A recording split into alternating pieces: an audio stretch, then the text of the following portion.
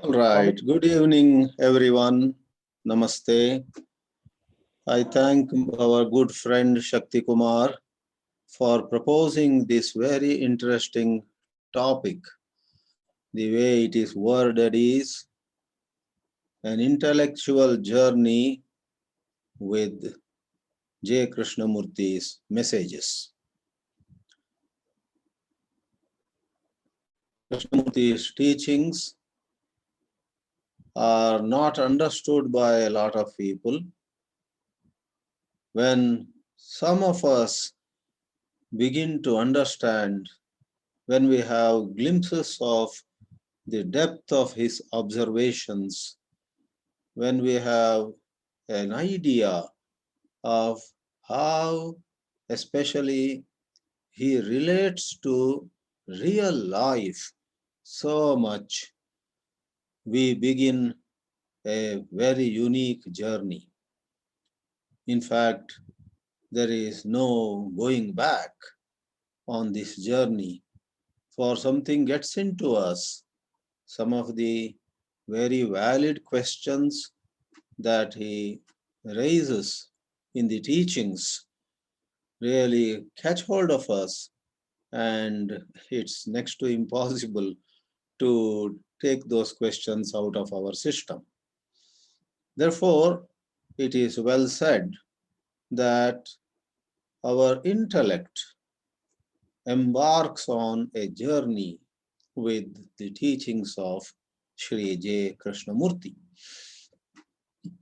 What do we mean by intellect?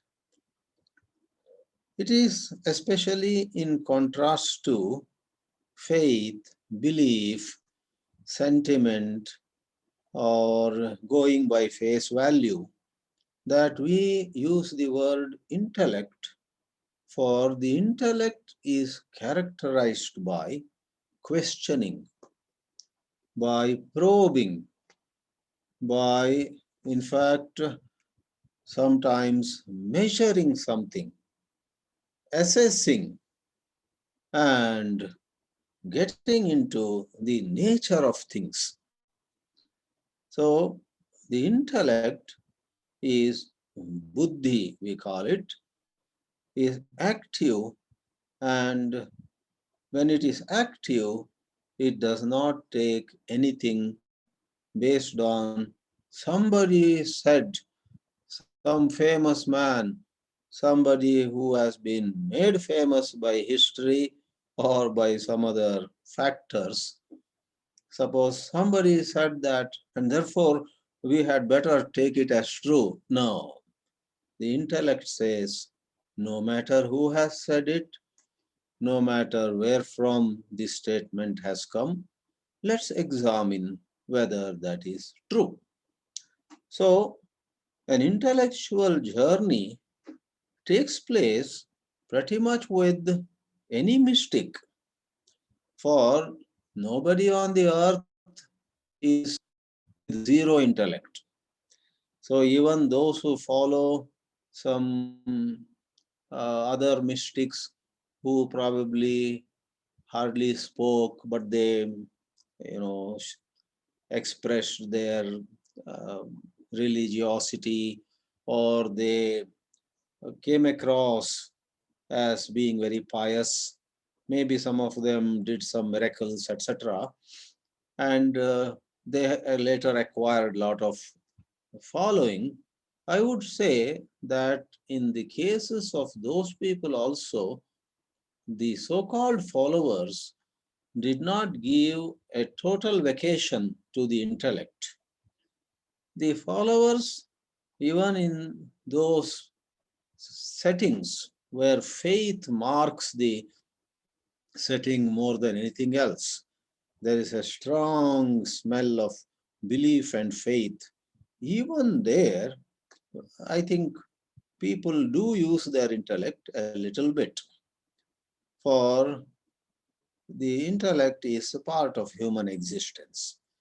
However, to a larger extent, to a much greater extent, in so many other settings, people go by heart, by faith. something happens to them, and then they say, if he has said it, if she has said it, I am nobody to question it, etc., etc. Let's not go more into it. But the intellectual journey with J. Krishnamurti has a tremendous flavor of entertaining a number of questions. He encouraged us in his talks. He urged his audience not to accept anything on face value. Do not accept what I am saying, he would say, and he would even make some humble submissions. Even if I am sitting on a little higher platform, please note it is for convenience of communication. The little higher platform in no way signifies any authority. So he took great pains to put aside authority. Now, various questions do arise when authority of some gurus, teachers, some scriptures, and some other hallowed, platforms is questioned. Many questions arise associated with it. In fact, we are sometimes intrigued by certain examples. For example, this Morris Friedman or Friedman, this man uh, who was very close to Krishnaji. Krishnaji, in fact, sent him to Rajghat to oversee the education center for a little while. And Morris Friedman, who is well known, I mean, that he was a Polish engineer, and you and I know that he was very fond of Krishnaji. He also was very devoted to Ramana Maharshi, another mystic contemporary sort of Krishnaji. And this Morris Friedman rushed to Mumbai and sat near Nisargadatta Maharaj. And we know that Morris Friedman brought out that great book, I Am That. So we wonder, how come Friedman, on one hand, so much admired the teachings of Krishnaji, where no authority was to be accepted, but on the other, went to Ramana, who seemed to, I am nobody to say what Maharshi actually said, but Maharshi seemed to uphold the scriptures. Maharshi stood for God and some tradition, etc. So, what actually is putting aside all authority is an interesting question.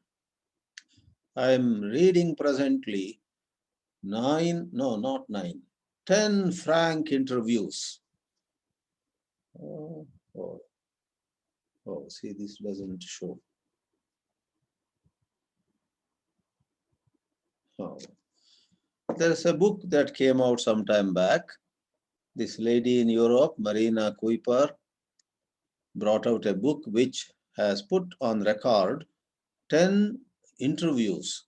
And one of them is with Bill Taylor, who was the director of Brockwood School in England. And in his interview, there is an interesting sentence. He says, as he was the director holding positions in the education center there, he says very often there used to be a lot of stress and tension. And there he says, the tension seems to be that on the one hand, we are looking at something which has to do with being a light unto oneself. And on the other, there is obviously a certain authority in the teachings themselves and in the organization. Bill Taylor, long-time associate, he had spent years with J. Krishnamurti himself and later was the director of Brockwood School, saying, obviously, there is certain authority in the teachings themselves. It's a very thought-provoking statement I found. But I would like to submit that when Krishnaji spoke questioning authority, he did not say so drawing from some book. He, from his point of view, was not relying on some tradition, some holy book, etc. But an interesting question is, did his audience take all that he said with the total honesty of probing, questioning, or uh, you know, looking at his statements with doubt? It seems to us that by and large, the audience of J. Krishnamurti were quite awestruck, were quite impressed with him as a extraordinary person, and therefore, to an extent, not that they took all his statements totally as an authority, but if he had said something, they would not brush it aside. They would say, well, if Krishnaji said that, it has to be true, though let us examine how it is true. So that's perhaps what Bill Taylor also meant. There is obviously some authority in the teachings themselves, he says. Now, let me, in a few more minutes that is given to me, touch upon a couple of examples where our intellect walks a tightrope walk. Take, for example, the statement which impacted me tremendously some 25 years ago. It was in the mid 90s that I began to understand Krishnaji. Though in 81 I had heard him in Chennai face to face in Vasanta Vihar, I was not able to relate to him or to his teachings. But it was in mid 90s when I had a chance to visit Ojai also. More than visiting Ojai a couple of times, some of his books, some of his audio cassettes came to me, and they really mm, touched me. And one of the statements had a great poetic as well as scientific beauty about it, and that was, to see what is transforms it. And I said, hey, just by seeing, how can something be transformed? And it began to sink in me that being aware, being observant, noticing a contradiction, let us say, within ourselves, noticing jealousy, noticing a certain insecurity, and not doing anything about it, but being very observant in an unbiased, in, in a non judgmental manner, as all that goes into the teachings, all that comes to us in the teachings. What is true observation? Now, I take this as an example. When Krishnaji says, seeing what is transforms it, how many in the audience take such a statement with a questioning mind, and how many take it out of a certain faith? Oh, if you say that must be so. And then, equally, on the other side of the same coin, as though when Krishnaji comes down heavily on so called religious practices on the time axis, that is, practices or techniques in time. Somebody repeats a mantra, probably. Somebody does some visualization. Somebody, memorizes some so-called sacred sounds and goes on uttering them. And people believe that I will go on doing this and I will get better. And one day I will get free. And Krishnaji came down heavily on all those practices which had something to do with time. I'll get better tomorrow. In a year, I will be so much different. And so all those, tomorrow, in a year, and so on. There also, an intellectual query is valid. When we truly appreciate Krishnaji's sharp criticism of traditional methods, how far have we understood why it is so, and how much or to what extent we are just shaken by the stand that Krishnaji takes. That bold statement, time cannot solve your problems. There is no path to freedom, right? His most well known statement is in that address he delivered in 1929. The, the truth is a pathless land. No one can lead you to it, and so on. So, where does our intellectuality enter the scene? Do we take such a statement for its poetic value, and we have great reverence for this mystic, etc.?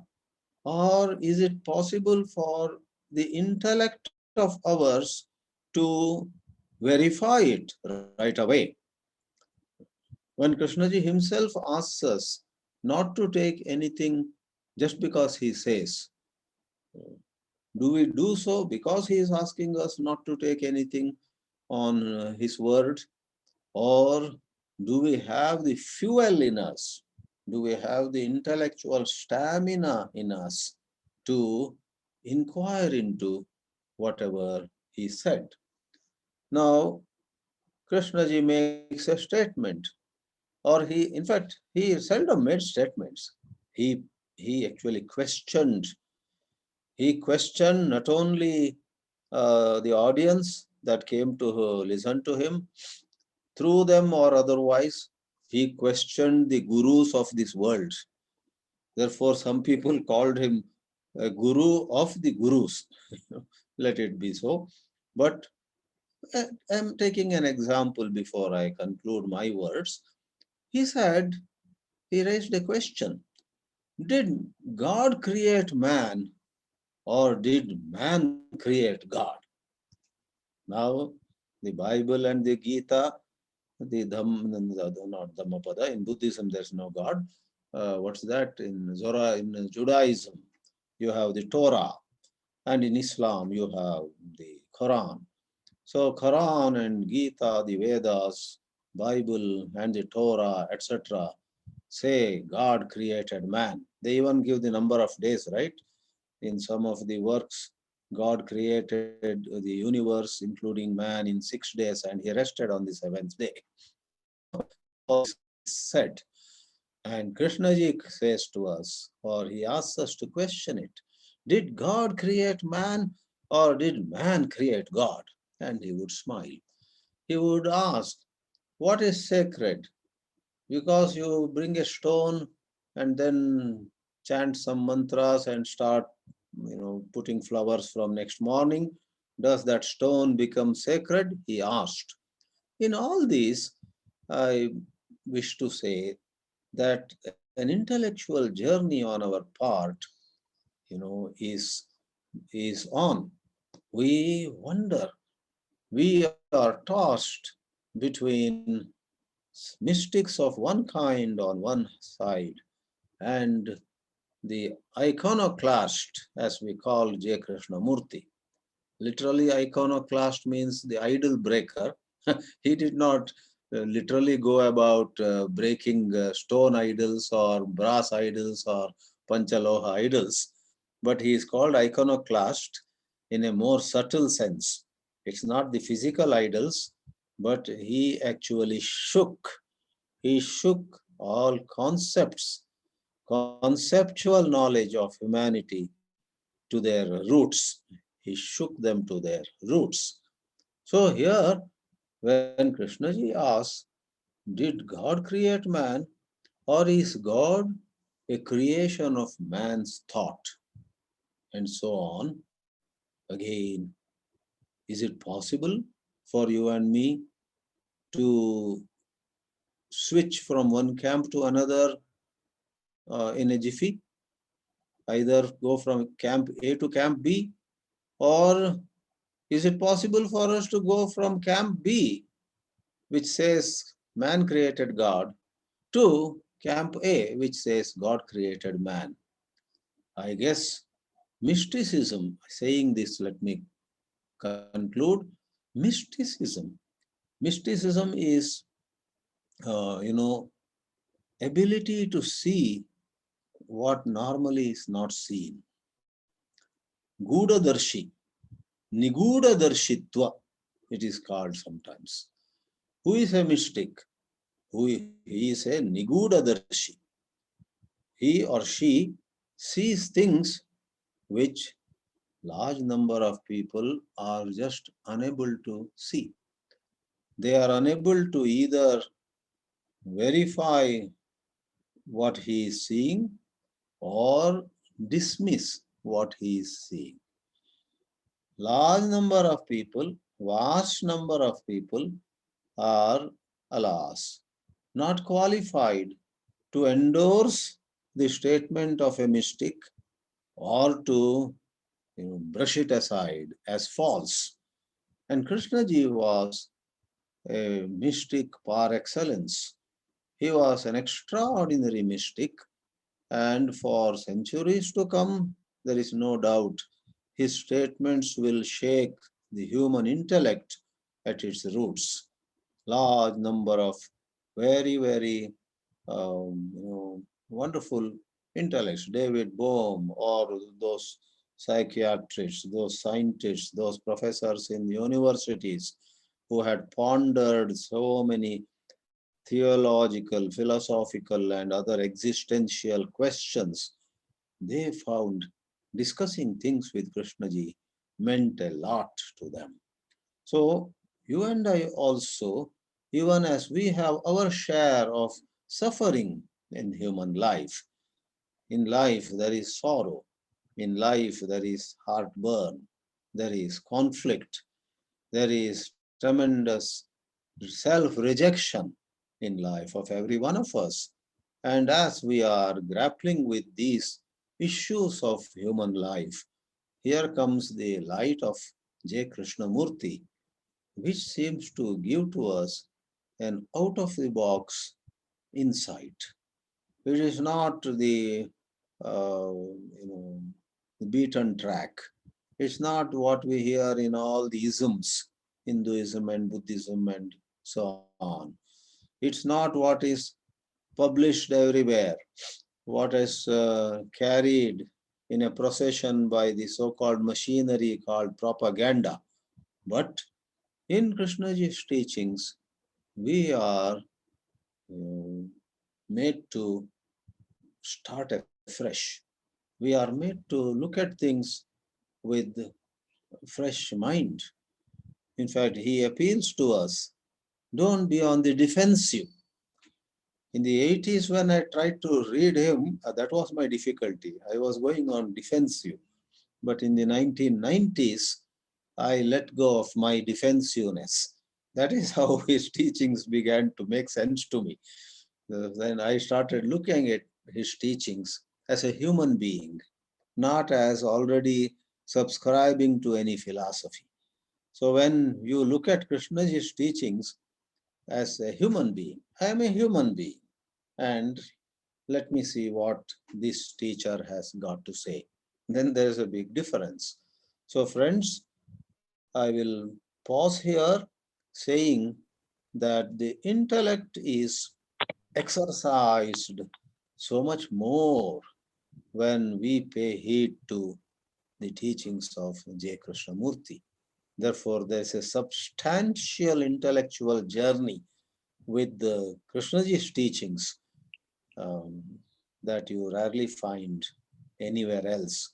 In many other places also people write volumes and volumes, but you will find that it is just accumulation of information. They just collect information, they do some fresh new translation, and they add some stories and jokes and metaphors, and they beautify it with what they call literary tools. One can write a 2000 pages book on Bhagavad Gita, drawing from so much of published literature, and one may come across as an intellectual. By writing a book of 2000 pages, nobody becomes an intellectual. But by asking questions which shake you, in your foundations, there is a certain intellectual strength in that. Therefore, I would conclude saying there is a substantial probing, questioning, and therefore intellectual journey with Krishnaji's teachings. Thank you. I am very eager to hear views of others at this moment. Thank you very much, sir. The question answer session will start. Oh, yes. By raising hands. Question answer by raising hands. Please go ahead.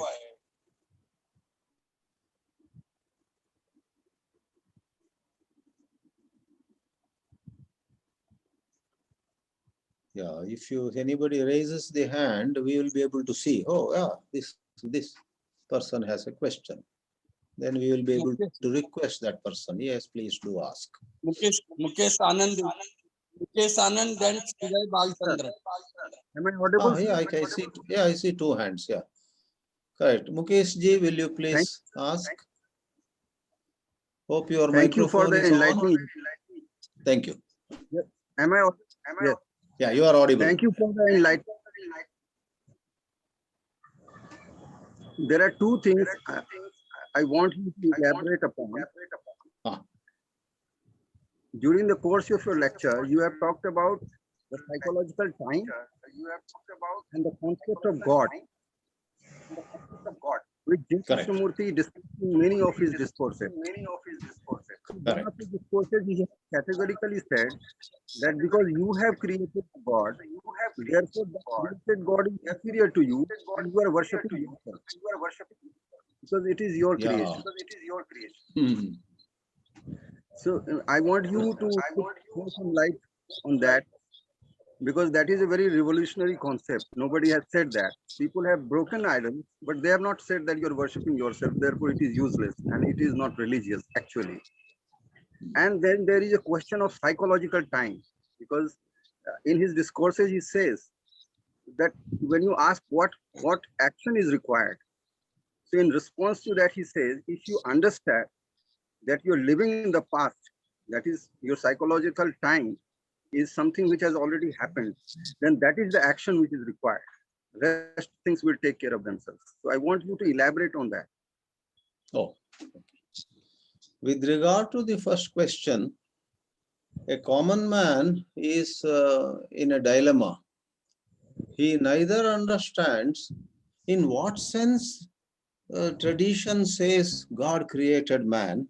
Do they have proof? Do they have any documents? Do they have any records? And is there some symbolism, or is it some way of, what they call providing a framework for some kind of pious thinking? So one doesn't know. One simply goes by what the gurus say. And I called it a dilemma because a common man, in my understanding, is equally at loss to fully appreciate a statement like man created God, thought created God. That is, out of fear, maybe fear of nature, nature's fury, or maybe in an attempt to bring some justice and order in the society. Don't do that, God will punish you. Are these the only factors which brought this idea of God in humanity? The so-called, great saints like Jesus Christ, etc. Did they speak of God, thinking that this will be good for humanity if they believe in God?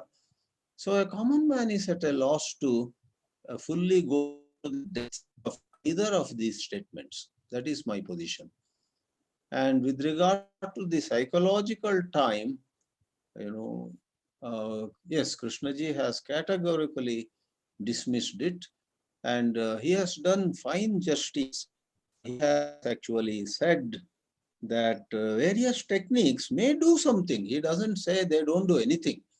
Like he himself did yoga, some asana, pranayama, and so on. But he was very clear that if you are talking about total freedom, if you are talking about coming upon freedom, no technique can, get you that freedom. If talk about some physical benefit, if you talk about better memory, if you talk about some allergy to go away, maybe do some technique and your allergy goes. You may be more of a trouble to people after that allergy is gone. you know. Sometimes, when we get cured of an ailment, it's a bigger problem than before. So Krishnaji normally doesn't indulge in much humor, but in a manner of saying, getting freed from allergy or back pain or having a better memory and being able to speak better or sing better, etc., have no value with regard to freedom. Therefore, he was, as you rightly said, categorical in dismissing all techniques rooted in time. When we say he dismissed them, it was in the context of freedom. As in his Omen's talk, he said to, what's that? My objective or goal is to set man unconditionally free. So that unconditional freedom is not in the ambit of any technique. That's what he meant. It has a tremendous appeal to all of us. That's how we are hooked onto these teachings. But as I said in my talk also, these things are not available for kind of proving, you know. If there is a statement in physics, bring two bar magnets and no, like poles repel each other and unlike poles attract each other. And a student asks, show me, sir. You bring two magnets and show. But here, techniques don't lead you to freedom, and there is something else where freedom smiles upon you, cannot be shown in a classroom. That is a major difficulty we have. I tried to touch upon that difficulty of endorsing or dismissing either way with regard to statements of these mystics. Oh, I think two others have raised their hands. Sushil Jain, you Sanjay are Balchandran. okay. Sanjay Balchandran. And then Harsh Tankha, sir. Sanjay. Yeah, Swamiji, I have a question regarding a topic you brought up while you were speaking. Krishnaji's observation of the relationship between the observer and the observed. Yeah. And you had mentioned that he had said that when seeing something clearly without conditioning and without separation transforms it, meaning that the observer transforms the observed. Now, my question is the observed, the thing that is observed, is it transformed or is our perception of it transformed? That's the first question. And the second question is, how does observation affect the observed if the observed is unaware that it is being observed? So Swami Chidananda is giving a talk. He can see that Sanjay is observing him. That may affect him in a certain way. But if he doesn't know that Sanjay is observing him, will it still affect him? Well, I take the second question first, and I only wish to say that seeing what is transforms it is on a different plane. This observer observing the observed is a duality, and that duality is of questionable reality. Whereas seeing, which is mentioned in that statement, seeing what is, That seeing, in my understanding, is not a part of that duality. Seeing has no boundaries. Being aware has no boundaries. Whereas observer and observed are two sides of an illusion. And therefore, Krishnaji even goes to another statement. The observer itself is the observed and so on. Because they are mutually dependent, it seems. Yeah. Therefore, the two contexts are different, it seems to me. What was the first question? If I'm not wrong, you had mentioned that when you see something clear, Krishnaji said that if you see something with great clarity, then the very seeing transforms it. The very seeing transforms it. Correct. So my question was, is it transformed or is our perception of it transformed? See, the whole context is of psychological issues. Therefore, so you see what is, though that what is not a physical object. That what is in the context is a psychological issue. For example, insecurity. So it's not just perception that undergoes a change, that insecurity disappears. The insecurity vanishes. But is that not an a assumption? Crystal or a tennis ball in front of us, which I not see and then it vanishes. No. It's a psychological domain. And therefore, that what is of questionable reality. But is so that it actually, it changes. Is that an assumption that if you see insecurity, it actually disappears? Is that an assumption? I touched upon it in my talk. From Krishnaji's point of view, it's not an assumption. He knows what he is talking. But a section of the audience takes it on certain, value. So they see a certain possibility. So the word assumption may be not very appropriate, but a lot of us take that statement as having the great possibility of being true. And then we examine what it is to observe, what it is to see, and so on. In our own personal experience, our insecurity has not vanished, our jealousy has not disappeared, and my revenge against somebody hasn't come down. But then we do take statement by Krishnaji, if you see what is, that what is could be my sense of revenge, for example. And then it changes. So we see much truth in it, and then it is up to us to examine again. Am I truly seeing, or am I seeing with justification and some other components meddling with the matter? That's where it drags on. Good. Yeah, I hope Harshad and others will also throw some light on this. Meanwhile, Harshji. Okay, yes. Yes, I will say something about this too. Please. But it's one of the more difficult questions that Krishnaji puts to us. I think what you said about authority and taking Krishnamurti as authority, it seems to be behind many of the things that you're saying and people are asking about. So I thought that I'd just go into that word authority. It has several meanings. One of the meanings of authority is power. Somebody who is in power, he is the authority. You do what he says. That's one major meaning of the word authority. Another meaning of the word authority is an accepted source of information. Somebody who we accept is, he is an authority on COVID. Dr. Fauci is an authority on COVID.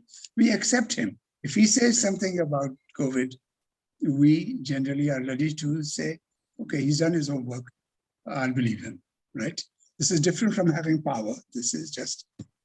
So I think some people, when they think of Krishnamurti, fall into the habit, even if they didn't start with it, they fall into the habit of seeing him as an accepted source of knowledge or information. So, however, there is another meaning of the word authority.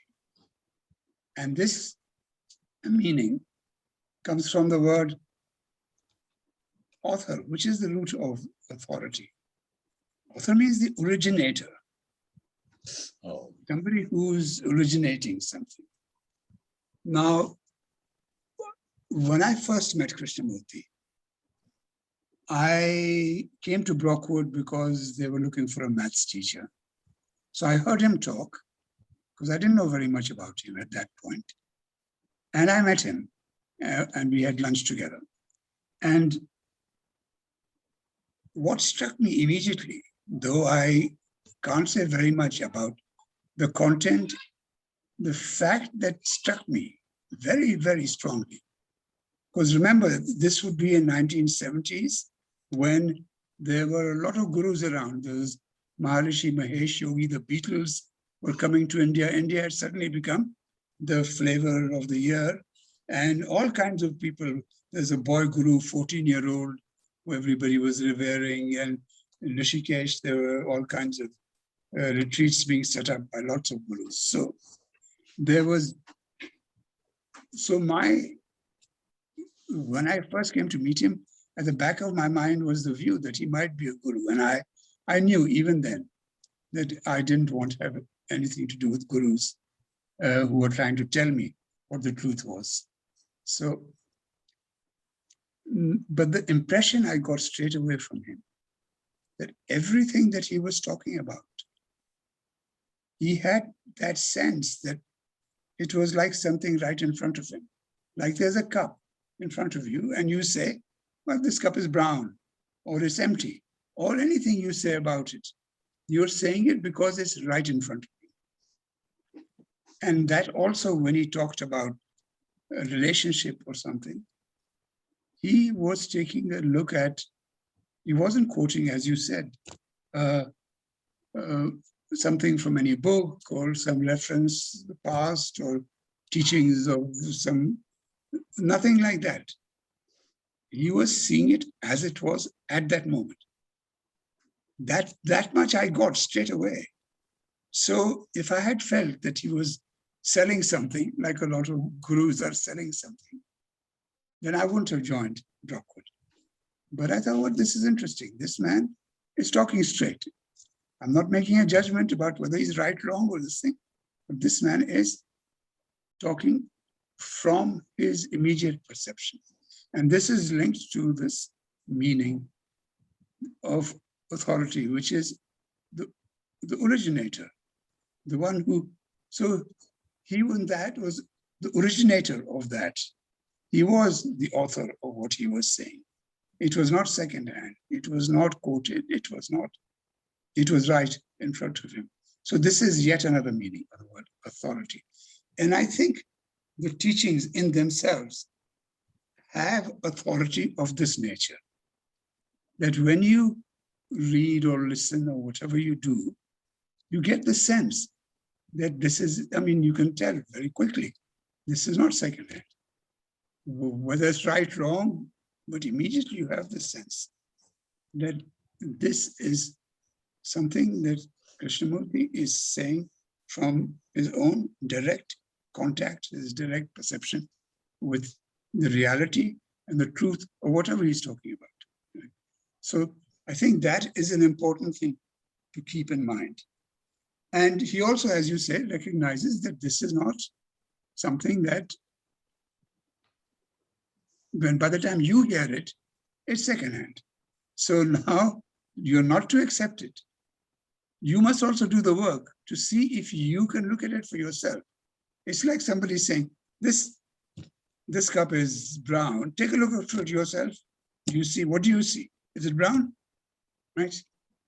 And all the difficulties of words come in over here because you may not both think of brown as exactly the same color. So, so this is the problem of words. The word never quite matches exactly what you're trying to say. Very simple example. So, but you can talk about it. You have to look at, it for yourself. He's just offering it to you for you to look at for yourself. So having said all of this, So the work has to be done by you. Now, as you say, I heard him for about 2 years before, because I come from a, I went to 3 universities, any number of years.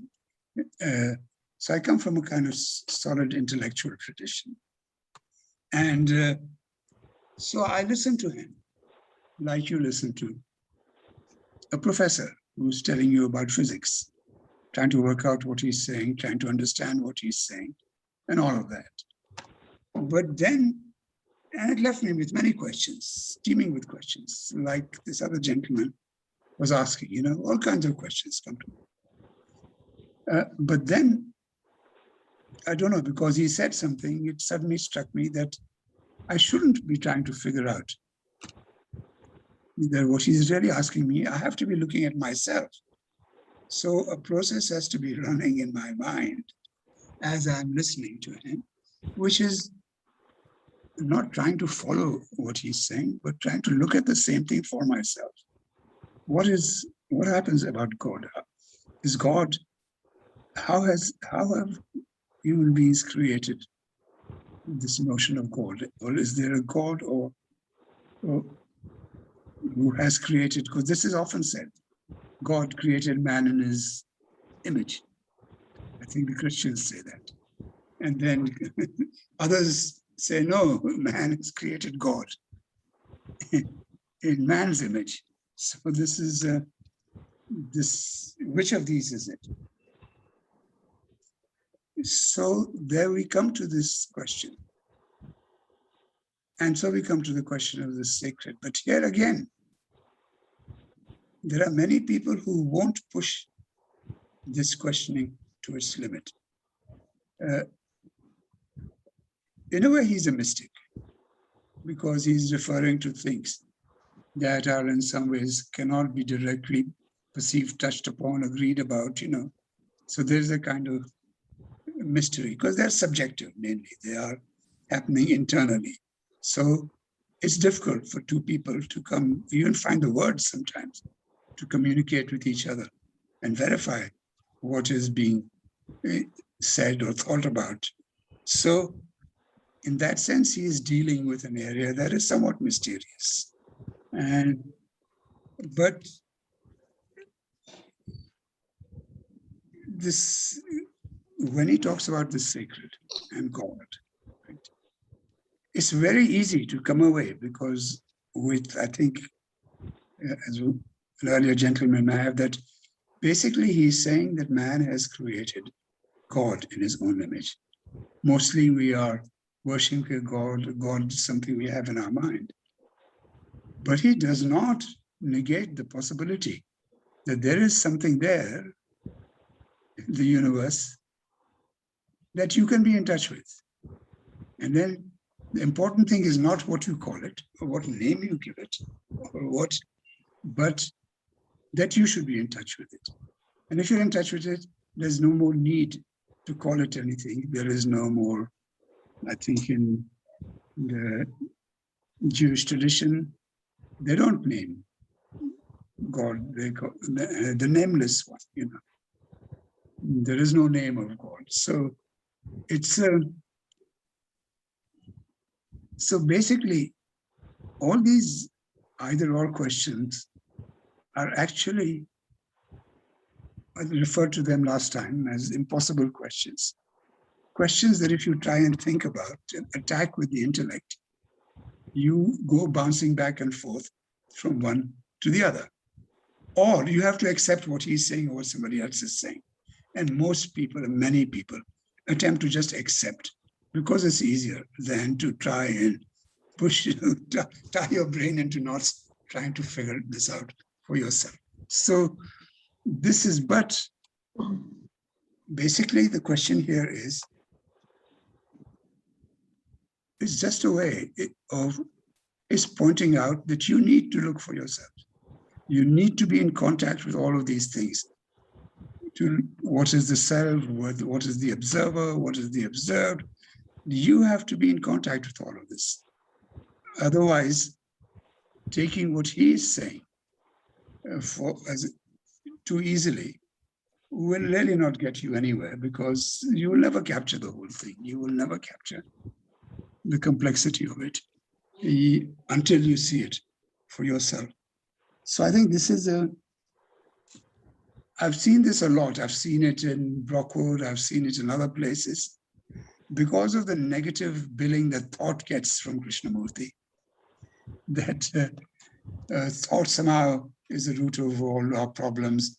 Thought brings misery, thought this and thought that. That there is a kind of anti-intellectual spirit that exists. Can you hear me? Very well, very well. Yeah. So there is an anti-intellectual spirit that a lot of Krishnamurti followers take on. They haven't done the work, the intellectual work. They have just accepted, oh, thought is the problem. Thought I'll try to, sit, I'll meditate, I'll try and come to the end of thought, quieten my mind, do whatever it is.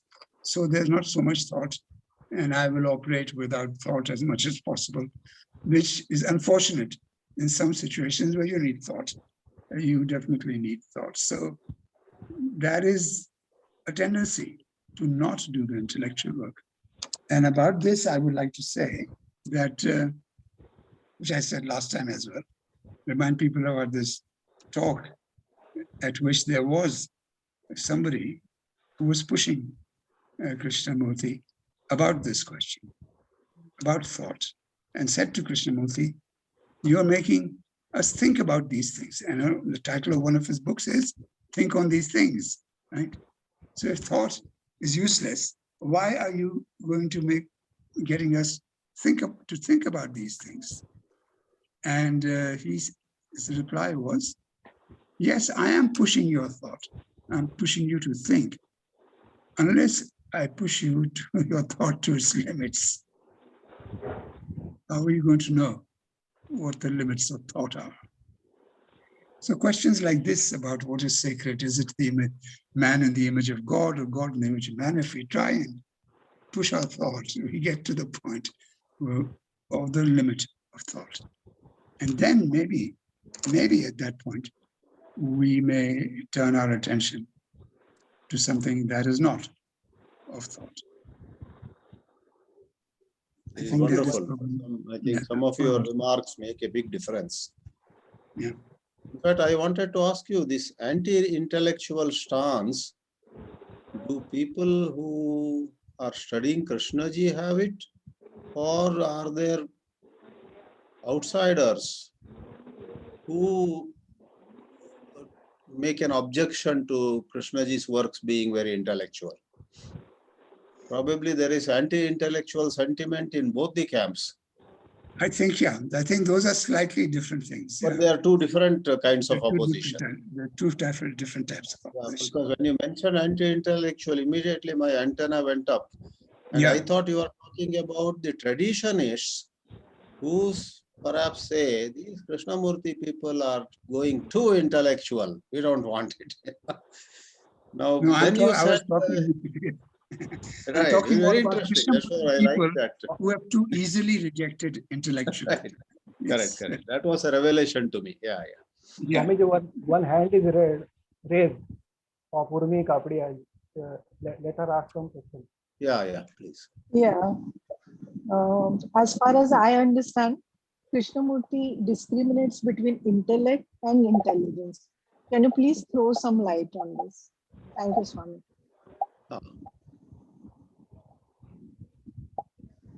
Intelligence, I think it should suffice to say at this moment, intelligence, Krishnamurti places on a higher level. Like there is a whole book titled Awakening of Intelligence. When there is intelligence, it will set the intellect also in order. Otherwise, intellect can go haywire. So intellect is a tool, intellect is a set of capacities. And if it is informed by intelligence, then it behaves better. I think we'll take that up in greater detail. There's a big difference between intelligence and intellect. Intelligence is of a certain purer energy. intellect is a tool which could be sidetracked also.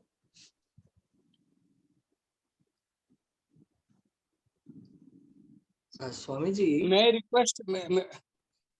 request Shakti ji, and then you can ask the question.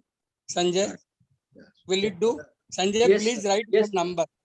Write your phone number in the chat box, please. yes, yes. Shakti ji.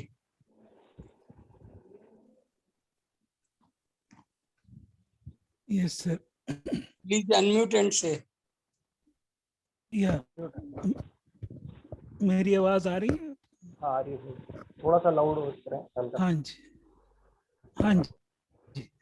असल यहाँ राजघाट में मतलब बताया था internet बहुत stable नहीं है। हाँ, तो मैं हिंदी में बोलूंगा। बोलिए सर, मेरी कोई अंग्रेजी प्रॉब्लम जो नहीं। है जरूर वो हिंदी में बोलिए। पुरानी बोलिए। पुरानी दिल्ली का उसमें है सब, तो इस वजह से दरअसल जो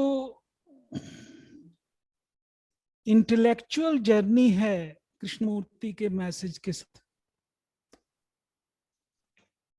उसमें दो चीजें हैं। एक तो अभी जैसे हर्ष जी ने जिक्र किया, that I would call an intellectual's journey with Krishnamurti such. तो एक तो वो अलहदा चीज है। जिस अर्थ में मैं कह रहा हूं वो कृष्णमूर्ति के साथ दो तरह की जर्नी हो सकती है, ये ऐसा मेरा ख्याल है। एक तो जिसे हम कहें इंटेलेक्चुअल, और दूसरी जो है वो एग्जिस्टेंशियल। जो लोग प्रयोगधर्मी होते हैं, और एक दूसरा शब्द है जिनकी आध्यात्मिक खोज होती है, तो उनमें जो सिर्फ इंटेलेक्चुअल जर्नी है, सिर्फ बौद्धिक यात्रा है, उससे कुछ मतलब निकलता नहीं है। तो मैं इंटेलेक्चुअल जर्नी की बात कर रहा हूं जो अस्तित्वगत नहीं है। वो जर्नी भी कृष्णमूर्ति के साथ हो सकती है और उसकी अपनी सीमाएं हैं। तो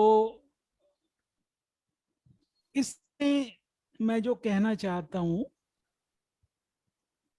उसके लिए मुझे शेप में थोड़ा सा अपनी यात्रा के बारे में बात करनी होगी। दरअसल एक ऑर्थोडॉक्स घर में मेरा जन्म हुआ था। सनातनी ख्याल के माता पिता, और घर में खूब सारे संस्कृत की किताबें थी और वो सब था। और तो स्कूल में पहुंचा तो संस्कृत मेरा प्रिय विषय बन गया। पता नहीं कैसे बन गया, लेकिन बन गया। तो वो घर में जो किताबें थी, और फिर पुरानी दिल्ली में रहते थे तो लाइब्रेरी भी थी, दिल्ली पब्लिक लाइब्रेरी, और वो सब तो वहां जाकर के अध्ययन होता था। घर में जो किताबें थी उनको भी पढ़ने का मन करता था। तो संक्षेप में उन आध्यात्मिक किताबों को पढ़ पढ़ के 4 साल 5 साल, मतलब 8वीं क्लास में था तब से मैंने उसको पढ़ना शुरू किया। और बाद में 4-5 साल में मैं इस नतीजे पर पहुंचा कि ये बहुत अच्छी किताबें हैं और बहुत काव्यात्मक हैं, लेकिन है सब फिक्शनल है। ये सब मन की कल्पनाएं हैं, और इसमें लेकिन बहुत सुंदर काव्य है। और उसमें बीच बीच में ऐसी भी बहुत सुंदर चीजें हैं, जैसे वेदों में केवलाघो भवति केवलादि, इस तरह के सूत्र हैं। तो कुछ चीजें मुझे अच्छी लगने लगी, कुछ चीजें मेरे को बड़ी हैरत अंगेज लगती थी। जैसे पुराणों में जिक्र आता है कि एक जम्बू द्वीप है, फिर उसके इधर उधर एक समंदर है, फिर एक शहद का समंदर है, फिर उसके बाद एक कोई दधी का समुद्र है, फिर इस तरह से एक क्षीर सागर है। तो वो भूगोल एक प्रकार का उन्होंने कल्पित किया। और मैं ये देखता था कि जो लोग उसमें ऑर्थोडॉक्सी में मानते थे वो उन चीजों को बहुत सीरियसली लेते थे।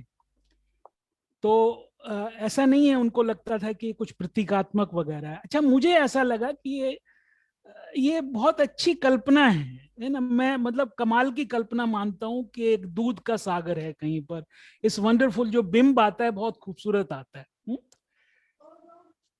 तो फिर हुआ क्या कि जब मैंने कृष्णमूर्ति को सुना, दिल्ली में सुना, मुंबई में सुना, मैं चाहता था, मैं जानना चाहता था कि ये सब जो चीजें हैं और इसके ऊपर इतने धर्म के अंदर चीजें हैं, उनका क्या कहना क्या चाह रहे हैं ये। मैंने कुरान शरीफ भी पढ़ा, बाइबल भी पढ़ी, उस तरह की चीजें पढ़ी, बर्ट्रैंड रसेल को पढ़ा। तो कृष्णमूर्ति को जब मैंने सुना तो एक कमाल की बात ये हुई, दिल्ली में हम सुनने गए थे तो हमारी एक चाची जी, हमारा दोस्त साथ में गया, हमारी चाची जी जो थी उनको अंग्रेजी क्या हिंदी भी ढंग से नहीं आती थी, और तो जो दोस्त था मेरा वो बड़ा श्रद्धालु था, नहीं नहीं चलो दर्शन हो जाएंगे, चलो चलते हैं। तो करीब 1.25 घंटे 1.5 घंटे का लेक्चर था और हम लोग वहां पर गए। वो मेरा पहला मौका था कृष्णमूर्ति को सुनने का। तो जब हम लेक्चर समाप्त हो गया, चाची जी को मुल्तानी आती थी, उसके अलावा दूसरी भाषाओं पे उनका कोई, हिंदी बोलती थी उसमें मुल्तानी मिला देती थी। तो जब लेक्चर हो गया तो मैंने कहा कि चाची जी कैसा लगा जब पूरा हो गया लेक्चर। तो मैंने उनसे कहा कि आपको कैसा महसूस हुआ। मैं सोच रहा था ये 1.25 घंटा 1.5 घंटा यहाँ पे। उन्होंने मुझसे कहा कि मैंने कुछ समझ नहीं आया, लेकिन 1 घंटा किवें निकल गया पता ही नहीं लग गया। कैसे ये 1 घंटा 1.5 घंटा निकल गया इसका कुछ पता नहीं लगा। तो जब मैंने उनकी वो बात सुनी तो मुझे भी ऐसा लगा कि यार ये बात तो ठीक है, लेकिन फिर मेरे अंदर तो एक संदेशशील मन था ना, तो उसने कहा कि नहीं, तुम जब दोस्तोवस्की को पढ़ते हो ना तब भी इसी तरह से होता है, पता नहीं लगता टाइम का, है ना। मुझे याद है मैंने लिटिल वीमेन पढ़नी शुरू की थी तो जब तक खत्म नहीं हो गई बस उसको मैं पढ़ता ही रहा। तो खैर फिर मैंने कृष्णमूर्ति को पढ़ा। एक चीज और मुझे कमाल की लगी, मैं समय का ध्यान रखूंगा क्योंकि बहुत विस्तार में नहीं जाना है। कमाल की जो चीज लगी वो ये थी कि उसमें थॉट के बारे में जो बात कही गई थी, और वो हमने पतंजलि में भी पढ़ा था, योग सूत्र में पढ़ा था, लेकिन यहां उससे वो अलहदा किस्म की बात थी। तो ये थॉट किस तरह से परसेप्शन में बाधा बन जाती है और किस तरह से कौन सी इसकी सही जगह है, वो जो एरिया है कृष्णमूर्ति के डिस्कोर्स का, उसने मुझे बहुत अट्रैक्ट किया। तो मैंने उनको जब पढ़ा तो मैंने देखा कि वो जो चीज है उससे तो हमारा परिचय है। कैसे परिचय है? थोड़ी बहुत स्कूल कॉलेज में एक्टिंग करते थे, तो जब आप एक्ट करते हैं ना तो आप, अगर आप बाणासुर भी बने हुए हैं ना तो उतनी देर के लिए आप बाणासुर हो जाते हैं। वो जो आपकी जिंदगी के ख्यालात हैं वो वहां से बहुत धुंधले पड़ करके विदा हो जाते हैं। तो वो मुझे लगता है कि वो हर उस व्यक्ति का अनुभव होगा। उसके अलावा अगर आप कविता लिखते हैं तो आप देखेंगे कि अगर आपने एक लाइन लिख ली और फिर दूसरी लाइन नहीं आएगी अगर आप भीतर बड़बड़ किए जा रहे हैं तो वो जो छोटी छोटी चीजें हैं वो मुझे ख्याल आई कि नहीं, ये आदमी जो कह रहा है उसका दैनिक जीवन के अंदर भी उसके हमको संकेत मिलते हैं। फिर अगाथा क्रिस्टी की ऑटोबायोग्राफी पढ़ी थी मैंने। उसमें अगाथा क्रिस्टी एक जगह कहती हैं कि मैं बगीचे में जाती थी तो मैं रिलैक्स करना चाहती थी, लेकिन चूंकि बच्ची मेरे साथ होती थी तो मैं जिस तरह का रिलैक्सेशन मुझे चाहिए था वो मैं नहीं कर पाती थी। वो क्या रिलैक्सेशन था? वो कहती थी मैं बिल्कुल माइंड को ब्लैंक कर लूं और बैठ जाऊं, बस वो मेरा रिलैक्सेशन था। और फिर मैंने आतारक्सिया के बारे में भी पढ़ा था, जो ग्रीक लिटरेचर है उसमें आतारक्सिया का कि किस तरह से थॉट को सस्पेंड करके और आप जिंदगी को ज्यादा गहराई से परसीव कर सकते हैं। तो इन सब चीजों में कृष्णमूर्ति ने जो बातें कही, और फिर मैं उनको मैंने बहुत अच्छी तरह से पढ़ने की कोशिश की। और फिर संयोग ऐसा हुआ कि जो हिंदी अनुवाद होते हैं उनका जो काम होता है उसमें मैं बहुत बाद में उसके अंदर मैं विजय छाबड़ा जी हैं उन्होंने और दूसरे मित्रों ने, तो उसमें हम सब, सुधाकर देश पांडे थे तो हम सब शामिल हुए। लेकिन मेरी एक दूरी बनी रही, मैं अपने आसपास देखता था, लोगों को देखता था, तो बड़ा एक कृष्णमूर्ति का जो सर्कल है वो बहुत श्रद्धालु सर्कल है। वो कितनी भी डाउट के बारे में बात करते रहे, लेकिन वो जो डाउट है मतलब मैंने एग्नोस्टिक्स नहीं देखे कृष्णमूर्ति सर्कल में। तो लेकिन कृष्णमूर्ति को पढ़ना मुझे बहुत अच्छा लगने लगा। तो इसलिए कई सालों से एक दिन भी ऐसा नहीं जाता जब मैंने कृष्णमूर्ति को नहीं पढ़ा हो। और उस चीज ने, अब क्यों मैं कह रहा हूं इंटेलेक्चुअल जर्नी कैसे है, देखिए जो मुझे समझ आया उसमें एक बात कृष्णमूर्ति को एग्जिस्टेंशियली समझने के लिए जरूरी है, वो है जिंदगी में अपने आप से, व्हाट इज से एस्केप नहीं करना। वो मुझसे नहीं निभा, उसके लिए मुझे अपने आप से जबरदस्ती करनी पड़ती। मैं रात को सोने जाता हूं, मैं अकेला हूं, तो अब मैं सोने जाता हूं तो मेरे दिमाग में अपनी पूर्व प्रेमिकाओं की याद आती है, तो मैं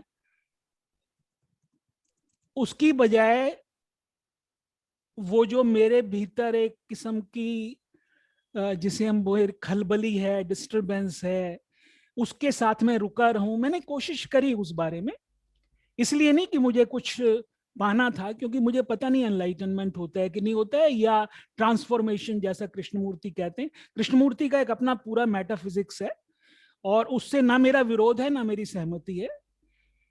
तो वो चीज नहीं निभी, तो मुझे लगा वो चीज बहुत जरूरी है अगर उसमें और गहरे जाना है। लेकिन जो इंटेलेक्चुअल जर्नी थी उसने भी, ये मैं इसलिए इस चीज को सामने ला रहा हूं कि कई लोग कई कारणों से कृष्णमूर्ति के साहित्य को पढ़ते हैं, उसमें जाते हैं, तो उसमें जो सुनने वाली बात है, उसमें जो जीवन को गहराई से देखने में किस तरह से विचार अवरोध बन जाता है, कहां पर विचार की जगह है, वो सारी खोजबीन जो थी वो मुझे बहुत दिलचस्प लगी। और उसका एक फायदा ये हुआ कि अभी जैसे हम विजय जी और मैं जब एडिटिंग करते हैं ट्रांसलेशंस की या कुछ होता है कृष्णमूर्ति के ट्रांसलेशंस की, तो उसमें बहुत सारी चीजें कौंध जाती हैं कि यहाँ पर अगर ये शब्द डाल देंगे तो उससे ये भी अर्थ निकल आएगा। या अगर कोई आता है कभी कोई स्टडी सेंटर में, तो वहां पर मैं हूँ, आजकल तो कोरोना की वजह से कुछ नहीं है, लेकिन पहले जब होता था तो मैं तो एडिटिंग के काम के लिए रहता था, लेकिन उसमें किसी की बात हो रही है तो मैं कहता था भाई फलां किताब में इस बात का जिक्र किया है कृष्णमूर्ति ने।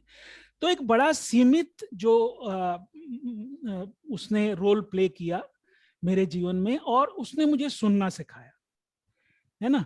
मैं यहाँ पर इस फोरम में मैं राजनीति को नहीं लेना चाहता, लेकिन मैं आपको एक बात बताऊं, मैं नेहरू को पढ़ पढ़ के बड़ा हुआ हूं, और ये कृष्णमूर्ति का प्रताप है कि मैं नरेंद्र मोदी को बिना किसी रिएक्शन के सुन पाता हूं। अब आज में लोगों के नाम बदल दीजिए, जो भी हुआ, तो प्रसाद तो मिलता है। इंटेलेक्चुअल जो जाते हैं उनको भी कहीं ना कहीं तो कुछ ना कुछ जो समझ है उसमें कहीं पर कुछ ना कुछ मिलता है। हम उसको क्या करते हैं, हम उसको बिखेर देते हैं या क्या करते हैं, वो एक अलग चीज है। तो बस इतना मुझे कहना था। एक छोटी सी बात इसमें मैं और जोड़ना चाहूंगा मैं कहता हूं ना, जो एक श्रद्धालु वर्ग होता है उसका, उससे मेरा क्या तात्पर्य होता है, उससे मेरा, मैं कृष्णमूर्ति के बारे में नहीं, मैं सभी जितना भी अध्यात्म से कनेक्टेड लोग हैं, इवन जो मार्क्सिस्ट हैं, उनकी मार्क्स के प्रति श्रद्धा है।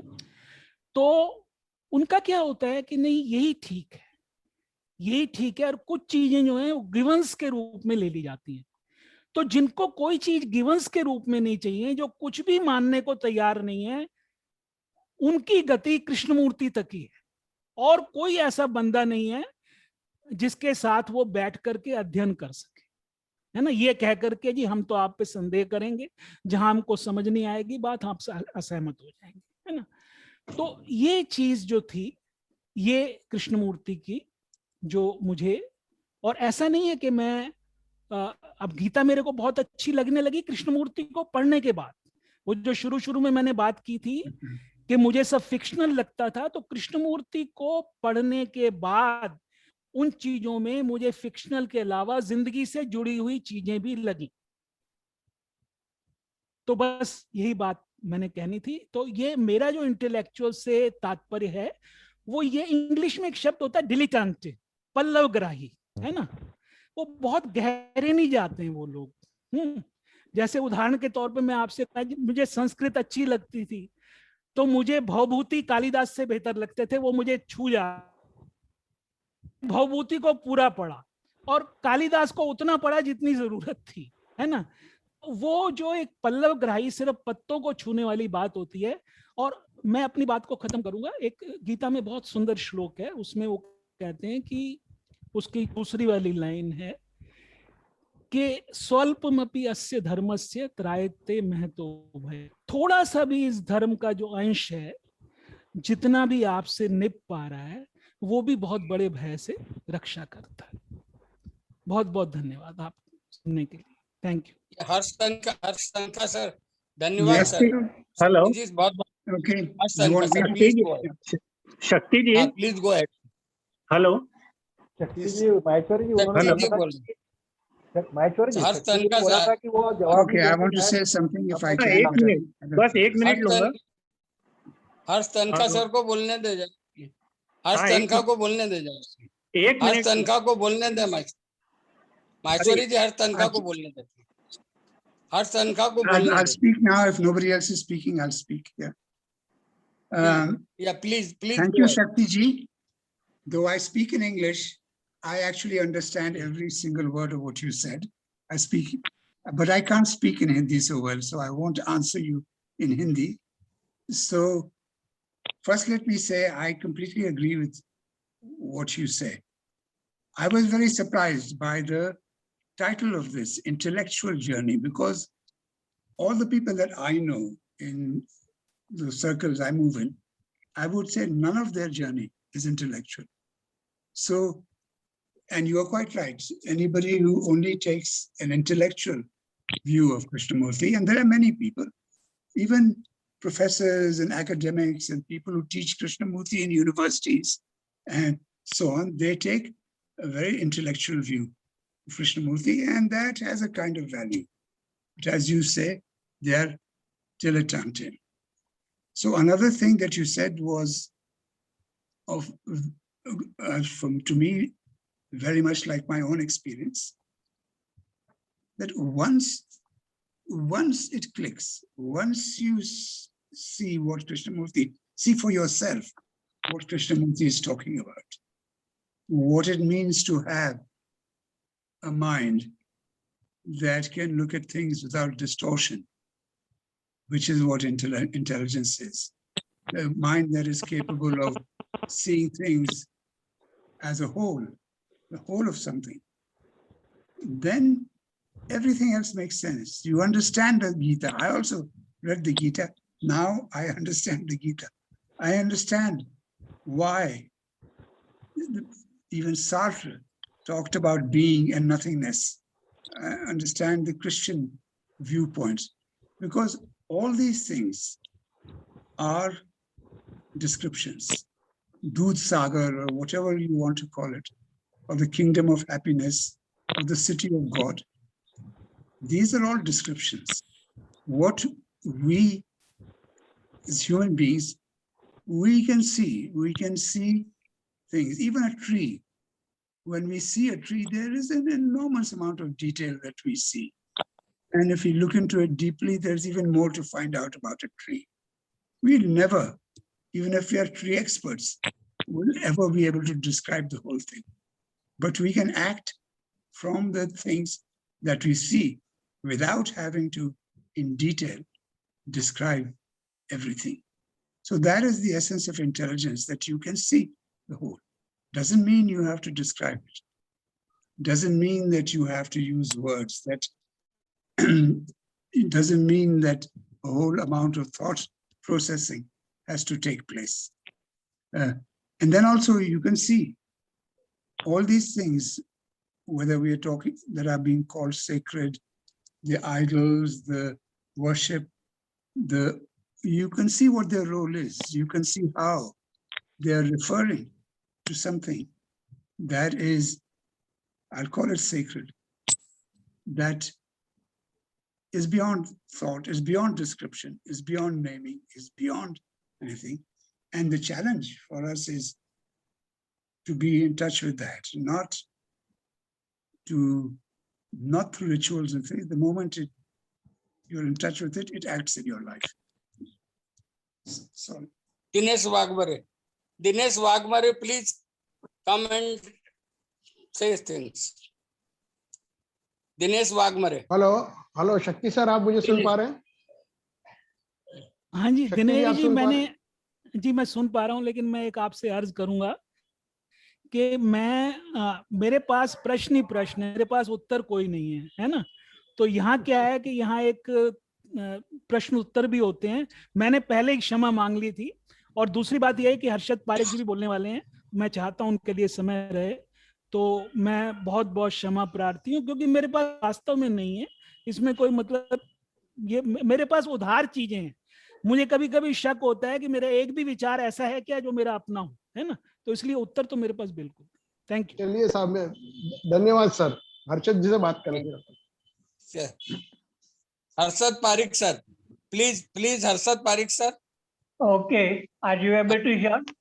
Yeah, we are able to hear, sir. You tell the things. My journey is not intellectual, I feel, and I have described in great detail a journey which started in 1972 with a book of Krishnaji, which I came accidentally. And so we don't have time also to go into detail of that journey, which still continues after 49 years. And I don't ask many questions, but Krishnaji asked many questions. And when I read his questions, I started looking within me, and I found that, yes, he was right, especially when he said that thought creates the thinker. Thinker means I or me, and then thinker tries to change thought. And there is this duality between thinker and thought.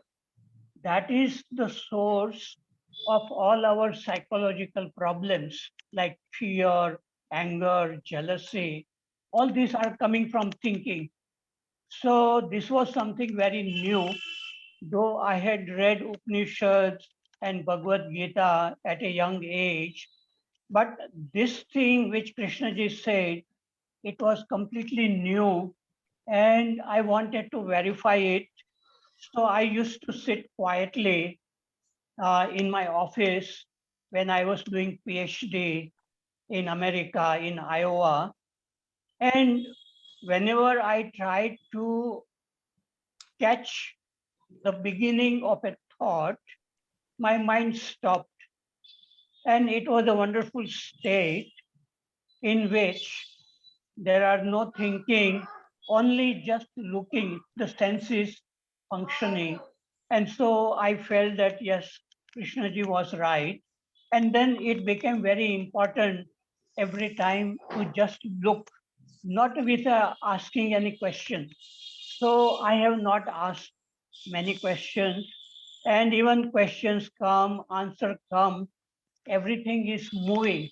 And this what is means whatever thoughts and feelings are unfolding in our own mind, that can be seen very clearly if our state is very free to look. And that is why Krishnaji says freedom is at the beginning.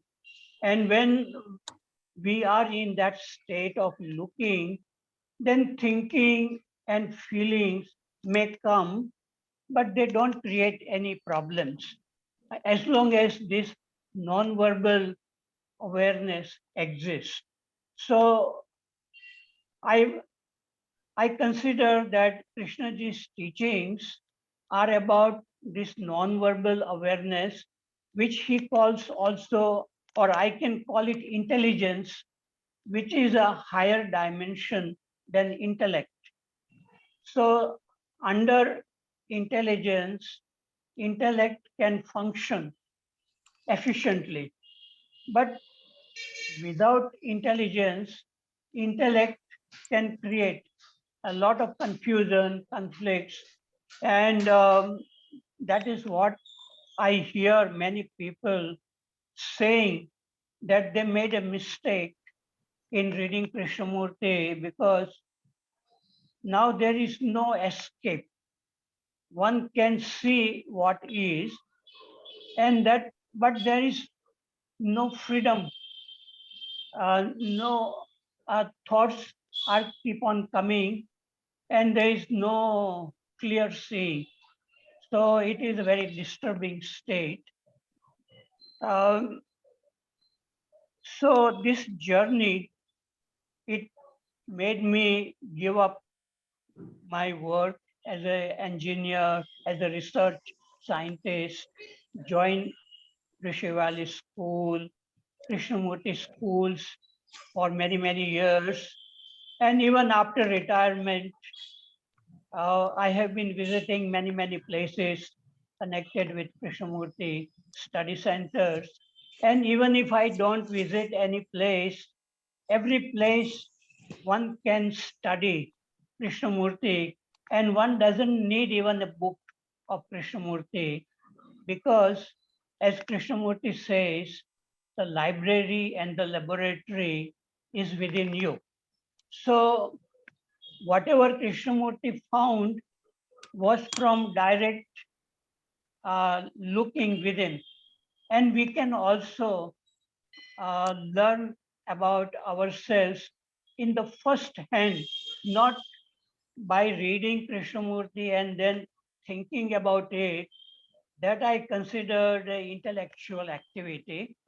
But when a person sees clearly what is unfolding within oneself, everything is so wonderful. Even to look at nature or to human beings or listen to music or to do anything, one can do whatever daily work one has to do, whether it is a social work or any other work. So I am very, very grateful to Krishnaji for opening up a new way of living, looking, listening without asking too much, just a non-verbal looking. So I have finished. Anybody would like to ask? Thank you. Sanjay Balchandran wanted to ask a question to you, and then Durga Rani. Not really a question, but first of all, I want to say, Harshadji, thank you very much, because when you speak about this non-verbal awareness, I think that I mean, something that's right at the beginning, before thought, before other things, I think that just drives the nail into the coffin. You know, that's it. It ends there, right?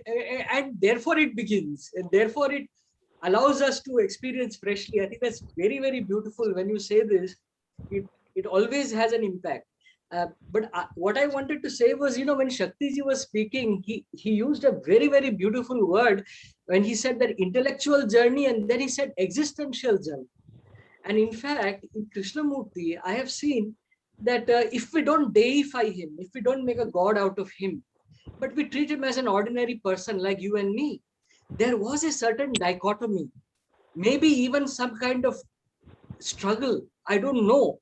Though, because at if you see when he's talking in public, whether it is in Sanen or whether it is in Brockwood or whether it is in India, he's constantly moving us away from philosophical questions to existential questions. Our violence, the fact of our violence. Sir, do you see the fact of your violence? These wars that we have created. Everywhere I don't think there's a single talk where he does not mention war. And the fact of the violence in everyday relationship. And somehow the ending of conflict was at the heart of his teaching. Ending of conflict was at the heart.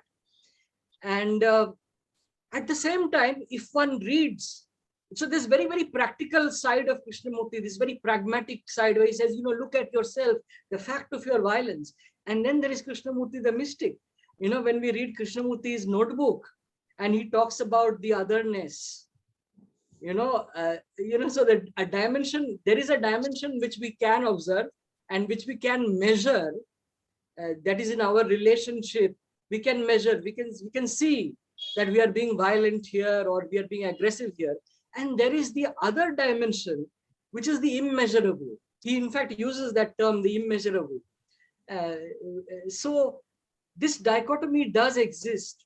And I think this dichotomy exists in every one of us. Each one of us, there is we tend to the practical side of our lives and the problems of daily living and daily existence. And at the same time, there is some kind of attachment to abstraction, to that which cannot be named, that which cannot be, but there is a sense of its existence. That's all I wanted to say. Durga Rani ji, please unmute and ask. Yes, sir. Am I audible, sir? Am I audible? Yeah, very well audible.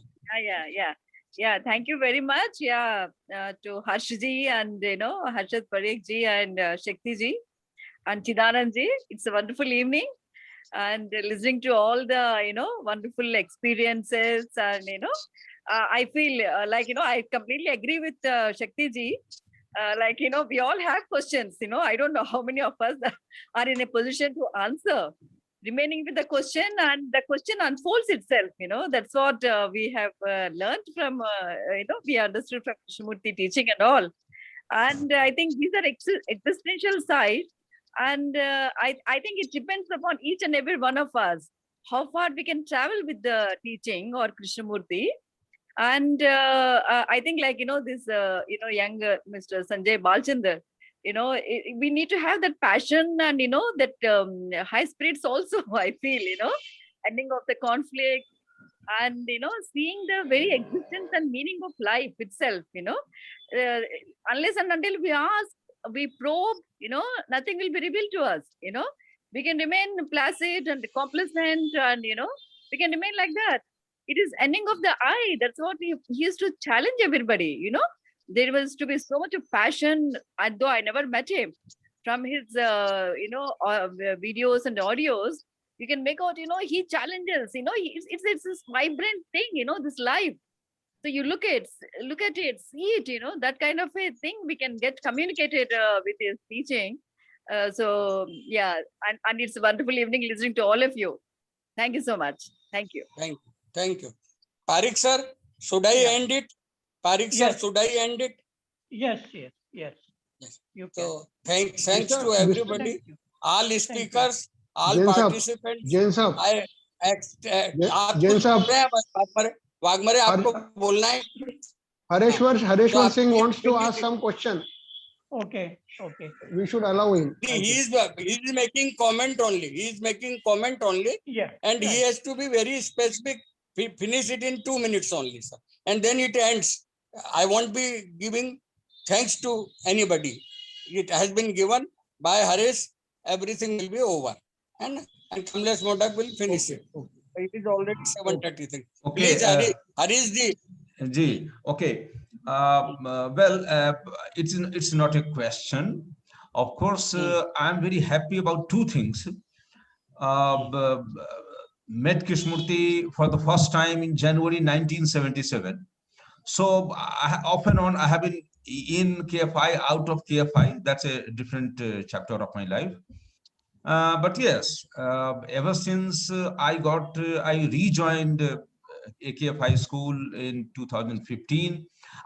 People asked me, "Have you met Swamiji, Swami Chidanand?" And I will say, "Oh, I wish I saw." And I'm glad that Swamiji, I saw him. That is my major achievement today. And second thing is that I'm very happy that even though I have met Shaktiji at least twice, thrice, twice there is no doubt, because I attended two events, programs at Rajghat. But we never sat together to have a heart-to-heart talk. And I am very happy that Shaktiji has spoken right from his heart, from the core of his being. He has exposed himself, he has revealed himself. So I am very happy, and there is a curious, a strange, I mean, there is a chord, and I was immediately able to sort of empathize with him, look beyond the words, maybe because we both come from, rustic backgrounds. Certainly he doesn't come from rustic background. But yes, we are not very highly sophisticated. I suppose what in Hindi they say, mitti ka aadmi. Until I went to college, I did not even speak standard Hindi, because it will be considered impolite. So I spoke a dialect spoken in Bihar. Anyway, so Shakti ji, thank you very much. And Sunday तो आप कुछ बोलते नहीं है, बस 2-3 line बोला तो, लेकिन आज आपके व्यक्तित्व का जो पहलू है वो उजागर हुआ, और बड़ी खुशी हुई, मतलब आपसे मिलके वाकई। Okay, thank you for, Sushil ji को बहुत बहुत धन्यवाद, मुझे अभी कुछ बोलने का मौका दिया जी। 17th you will be given chance to speak and say whatever you like. On 17th your lecture will be there, है ना? जी। So I wanted to finish it as early as possible, because you will be given chance next Thursday, है ना? It is okay, sir? Okay. Thanks for participating. Thanks to everybody. Kamlesh, please close it, please. Thank you to everybody. Thank you.